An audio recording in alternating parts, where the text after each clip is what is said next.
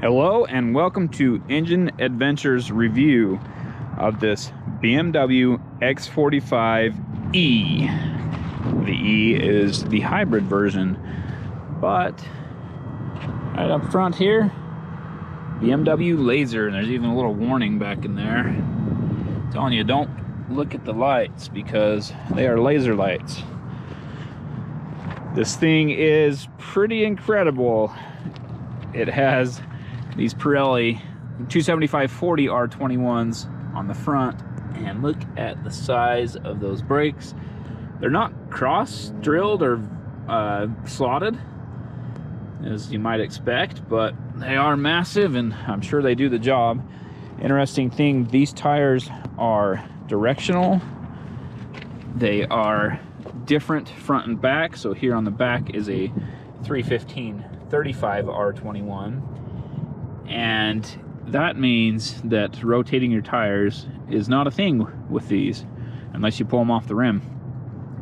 But I imagine if you own and drive this vehicle, that's not something you worry about anyway. I like the styling of it, more or less. I mean, it's pretty similar to a lot of the other crossovers, and I was very surprised to see that it came with a trailer hitch and the wiring. So that was interesting. I don't know how much this can tow. I'll throw it up on the screen. Probably around 4,500 pounds.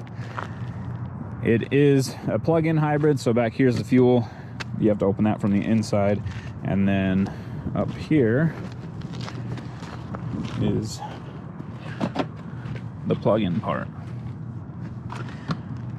Let's go ahead and take a look underneath the hood.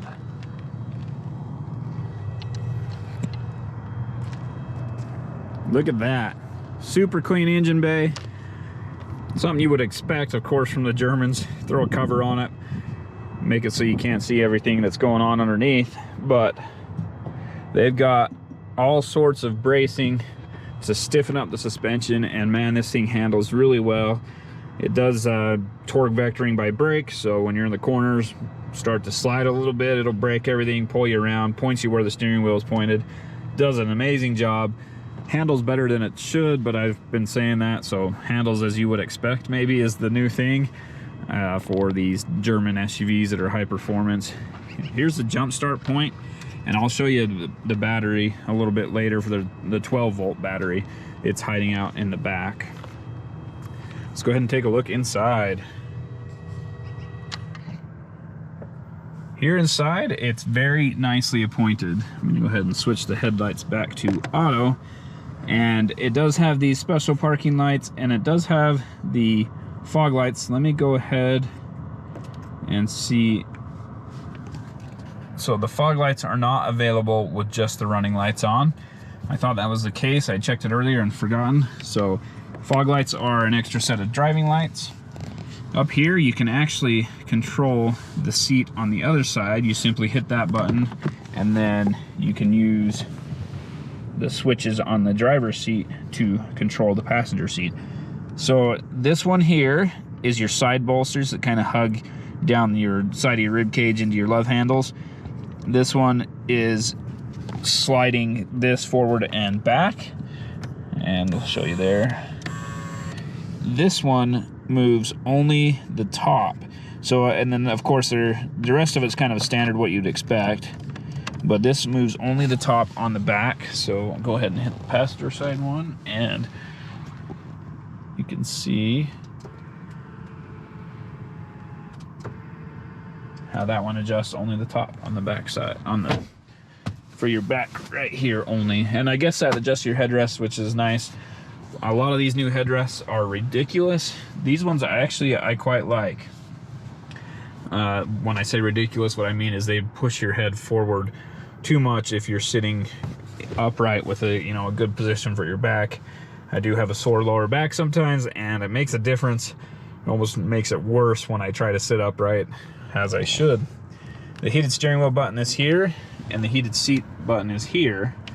And I think they coincide, so whatever temperature you have this on, it will change it on the steering wheel. Or maybe the steering wheel gets really hot at first and then kind of just keeps it warm after that.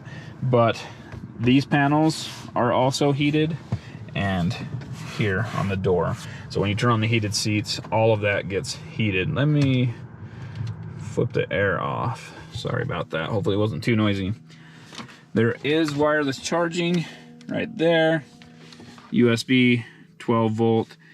And of course, the party features in this thing are plentiful. They're, you know, various colors you can change. There's a little strip right there you can change. Up here, I'll put a picture up of that. But these little dots reflect from the lights that are running around the outside edge. So you can have a blue roof, orange roof, whatever, and it just reflects from that.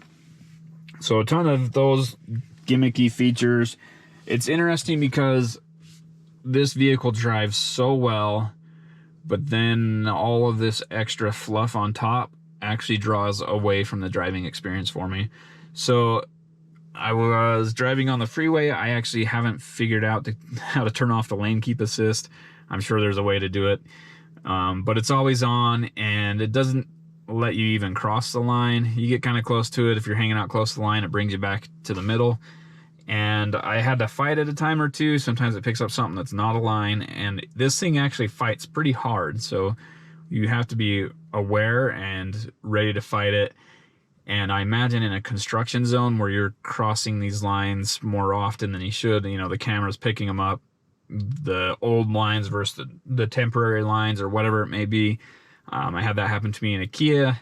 Took me a little bit to figure out how to turn it off, but it really, when you're in those types of zones, it can be a handful just trying to keep the vehicle in your lane as the computer thinks you need to be somewhere you're not. It also has some fun features. You flip the blinker on, it'll change the lanes for you. I turned all that stuff off because, like I said, I don't really like having all these self-driving features, and for me personally, it detracts from the driving experience. Right now, battery is about 90% and 35 miles of range. It does have various features.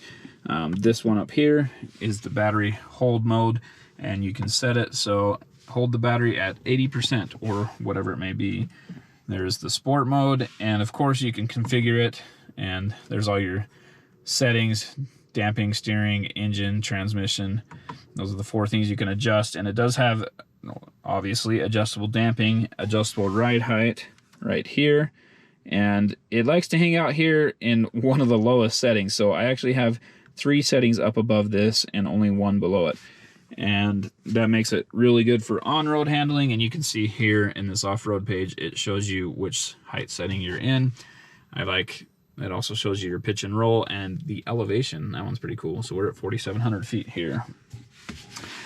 Back to the drive modes. Hybrid is next up, and you have standard or Eco Pro, and Eco Pro will limit or adjust your climate control to maximize the efficiency of the vehicle, where standard, it's just a standard hybrid. You still control how you want to cool and heat your cabin. Down here we have electric mode, and that's full electric, or you can go to the individual mode and control it and do the Eco Pro on all those settings and change the driving dynamics even, which, let's go ahead and take a look. You just have sport and comfort and sport and comfort. So not a ton of adjustability as far as the sport and comfort modes for the damping. There's not like a low, medium, high, it's just low or high. But overall, it's really been a pretty good vehicle as far as drivability. Like, love it. I really love driving this thing. It does so well on the road, and I haven't done off-road yet. I'm only going to be doing a tiny bit of off-road with this.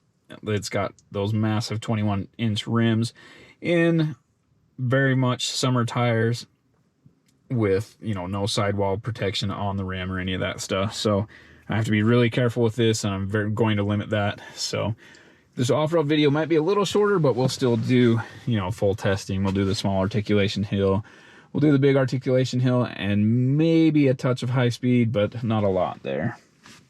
Let's move into the back seat. It's really quite comfortable, especially, I don't know why, but for me, I have to have the armrest down on most vehicles to be comfortable. You get that panoramic view. Sunroof opens things up a lot back here, makes it very airy. Gives you the open feel. Personally, driving, it doesn't make a difference for me. I've said this in pretty much every video. I don't like big sunroofs. I don't like sunroofs at all because it's an extra feature, something else to break, something else to leak water in 5-10 years. And I generally keep my vehicles forever until either I've outgrown them or they die. So it does have window shades back here as well.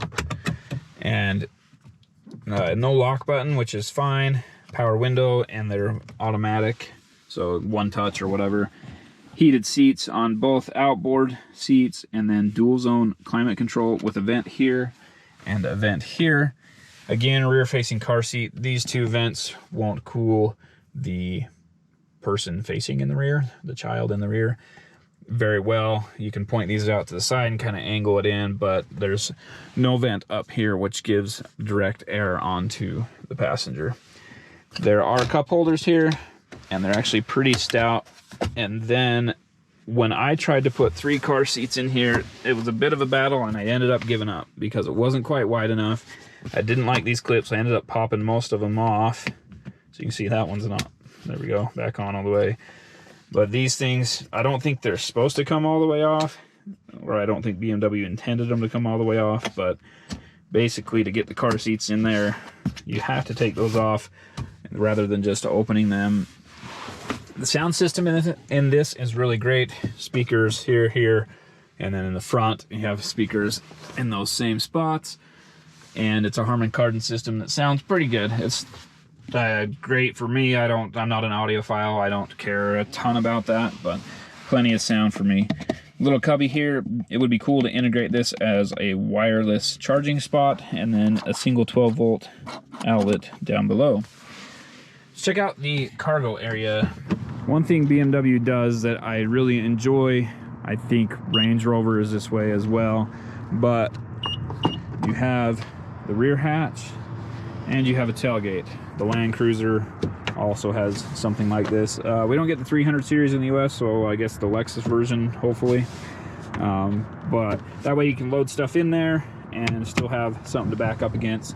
You either have to have this or a rear window that opens. Lately, I've been seeing a lot of vehicles that don't have either of those features. It's getting a little bit annoying. Really, you should have some way to open the rear glass, or anyway have something to stop your stuff from falling out when you open the rear hatch. Cool, I didn't know what that does, so this just pops your shade out of there. And on this side it says first aid kit. They may have taken it out for the immediate vehicle or whatever, but anyway, it should normally be in there. You can pull these handles, and it does look like this middle seat can be folded down, and I didn't figure out how to get that. So let me try. It just folds the whole thing. But it looks like that's separate. So I think there's a way you can get that middle seat to fall down. You pull these handles to fold those seats. 12-volt outlet on this side. This grocery hook's there. And let's go ahead and pop the tailgate. It is powered. I don't think that's necessary, but cool. And then this has a strut to open it up. There's the 110-volt cord, charging cord for it. And you can obviously get a bigger charger if you want. And the tow hook's here. That's just a front license plate. A little bit of extra storage down in there, which is accessed through here as well. And then on this side is where your 12-volt battery is. And excuse me, but that is a pain to open, which is fine. You shouldn't need to access this very often, but down there in the bottom you can see that, and there's a fuse block there. Let's go and take a look at the Monroney, actually. So to close the tailgate, you can hit this. You can hit that button to lower it, and it's actually lowering right now. I must have leaned into it. But man, that's pretty low now.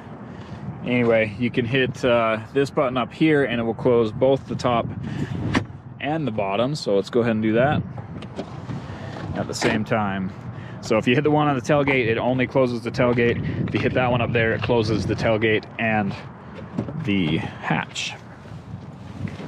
And this vehicle loves to turn itself off all the time. I'm gonna go ahead and get into the settings and switch one of them back on. It's actually really nice. You just walk away from it, it locks. You walk up to it, it unlocks. You don't have to push any buttons. You don't have to touch any certain spot on the handles. It's really it's really convenient for the driver. All right, let's look at the Monroney. So base price, $65,400. This Arctic Gray Metallic 550. That's the exterior paint. Inside the white, that's just standard. And it is actually pretty nice. I like it. It's maybe a little bit slick. It's not maybe as soft as some other vehicles, which makes it easier to clean, but doesn't feel quite as nice as others. I would prefer it the way it is versus having it get dirty really easy.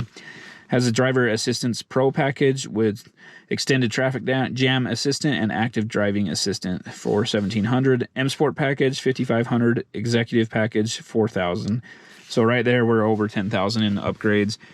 The executive package has a lot more, like the window shades, the 4-zone climate control, the laser headlights and LED, and it's got all sorts of stuff. I'm not actually sure if they are. I think they are lasers, but it says a LED with laser light. So, and then the gesture control, which I don't like. You can wave your hand around and have it do stuff. So I don't know. I just use buttons. Half the time I can't figure out, or it can't figure out what I want, or I can't figure out the right thing to tell it. So these 21-inch M Sport wheels are $950. M Sport brakes with blue calipers, $650. It does have an 8-speed automatic. I love that. And it is a really good automatic transmission. Really have enjoyed that. A lot of the hybrids will have the CVT, so I'm glad that this one has a real transmission.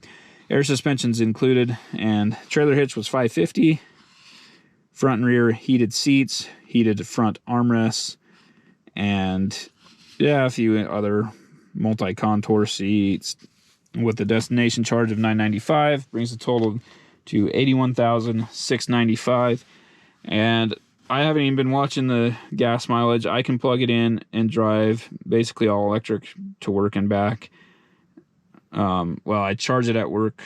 I could actually do it. If it's full charge, I can drive it to work and back, but it does take forever to charge on that 110 volt. So if you're going to be doing that, make sure that you have the higher charge rate, like the 220 volt outlet.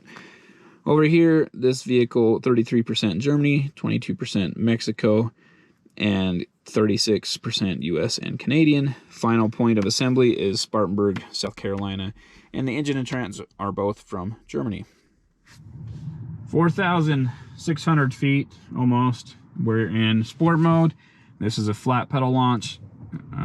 It does actually let me brake torque it, but 3, 2, 1, go.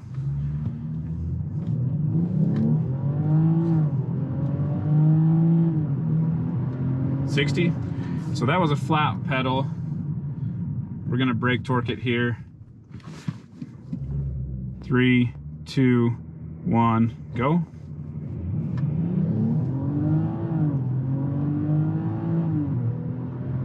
$60. It was slightly less uphill on that one, especially towards the end, but the launch was only a little bit better. The turbos, you really feel the turbos kick in 2,800 RPM, and really goes from there. But even with the electric motor, it does pull pretty darn hard. Not the fastest sports coupe crossover SUV minivan with doors instead of sliding doors. I don't know. Anyway, it's not the fastest one of those we've driven, but it moves pretty darn good. Being a hybrid, great gas mileage. I still have 26 miles of range after all the testing, about 75% battery life, and I've driven about 200 miles, a little bit less than that, about 150 miles, and my range has dropped about 100 miles because of the electric and me charging it up at home and at work. I haven't actually just used all electric at all, so that's just kind of the hybrid mode with the electric assist making a big difference there.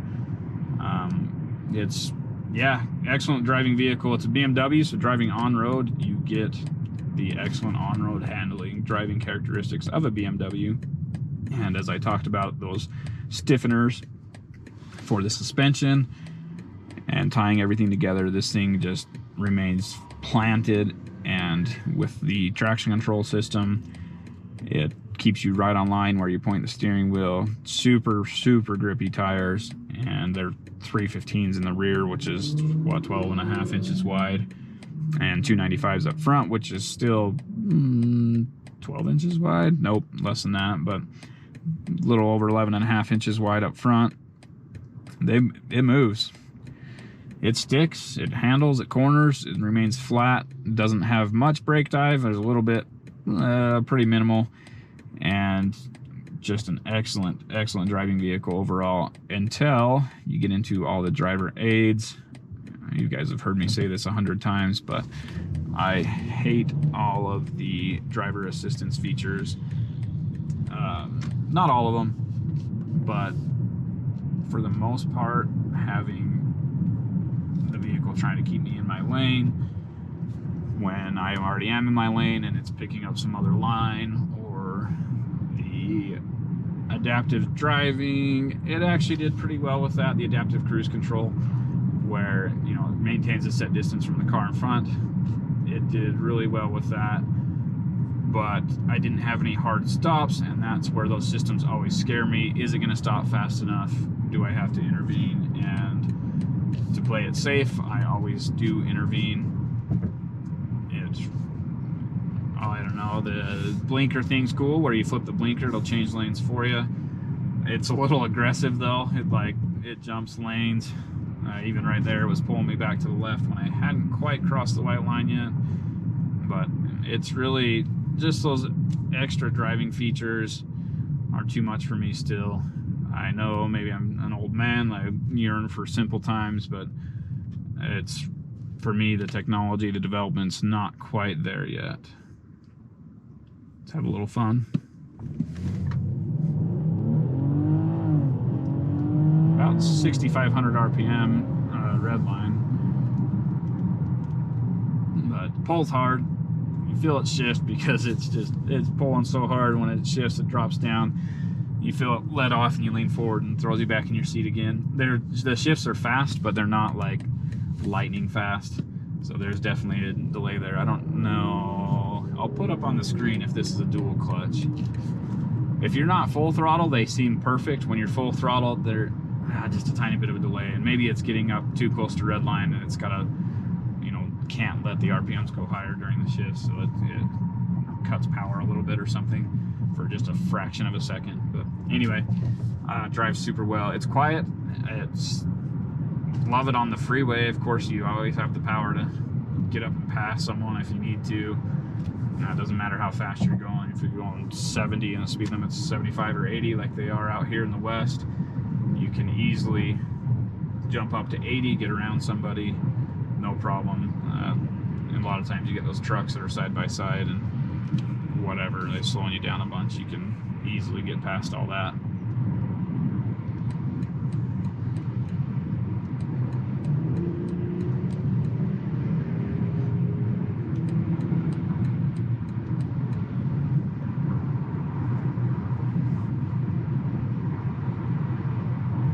I don't have much to say about the freeway.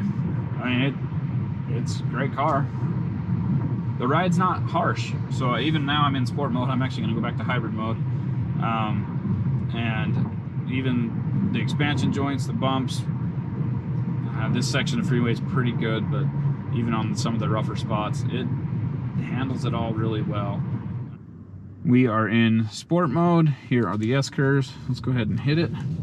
And this thing, the braking is just so great on the, holy cow, I'm drawing a blank on it now.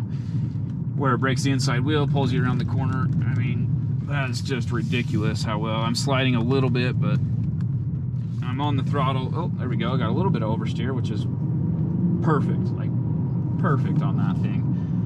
You can hit corners faster than you should because of that braking. You getting a lesser vehicle or one without as much intervention, and you're going to end up going off the road if you get used to the way this thing drives. But really excellent handling. I know I mentioned it many times. Amazing handling in this thing. It drives just like a BMW, and I love it. Thank you for watching Engine Adventures review of this 2021 BMW X5 xDrive 45e. xDrive is the all-wheel drive system.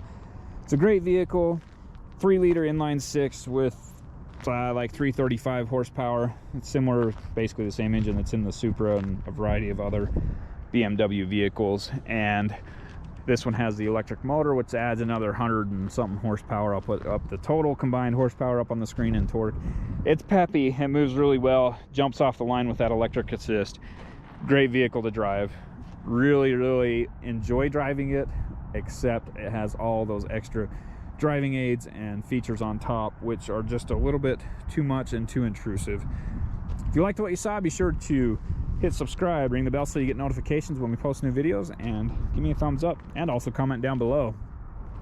Let me know what vehicles you want to see, what tests you want me to do, and if you didn't like it and you give me a thumbs down, be sure to comment and let me know why. Thank you for watching. Have a great day.